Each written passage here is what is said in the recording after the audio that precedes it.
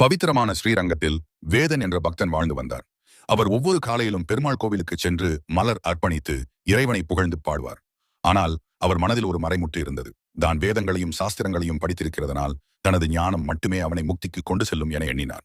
ஒரு நாள் கோவிலில் குப்பன் என்ற வயதான தொழிலாளி சடாரி வைக்கப்பெற்று மகிழ்ச்சியுடன் கண்களில் கண்ணீருடன் தலைவணங்கினார். இதைக் கண்ட வேதன், சுவாமி, ஏன் இந்த சடாரியை எல்லோரது தலை மீது வைக்கிறீர்கள்? இதன் சக்தி என்ன என்று கோவில் அர்ச்சகரை கேட்டார்.